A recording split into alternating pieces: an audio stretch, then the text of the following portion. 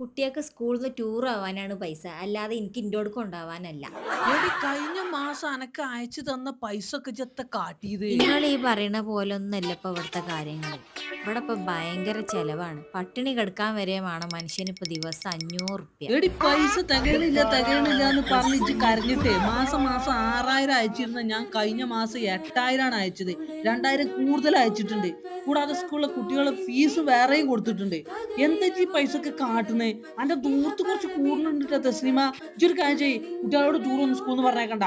ഞാൻ വരുന്നുണ്ട് അടുത്ത മാസം. ഞാൻ വന്നിട്ട് നമുക്ക് എല്ലാവരും കൂടി ഒരുമിച്ചാണ് പോവാ ടൂർ എന്ന് പറഞ്ഞാളാ. ഒരു പിശുക്കൻ തന്ത. അമ്മച്ചി ഇപ്പച്ചി പറഞ്ഞേ ടൂറൊക്കെ ഇപ്പച്ചി വന്നിട്ട് പോവാന്നാ പറഞ്ഞേ.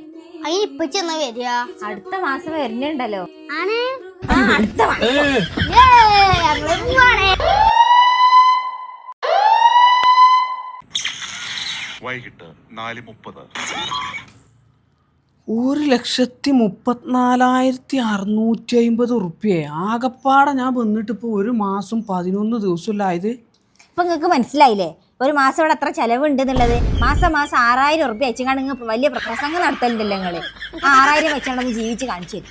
ഈ 1,34,650 റുപ്യ 1,20,000 റുപ്യ നിങ്ങളെ ചങ്ങായിമാരപ്പം കറങ്ങി നടന്നും ദൂർത്തടിച്ച് കളഞ്ഞതായിക്കാരം. അല്ലാതെ ഞങ്ങൾക്ക് വേണ്ടി ചെലവാക്കിയതല്ല. അതൊക്കെ ഓർത്താ നന്ദി.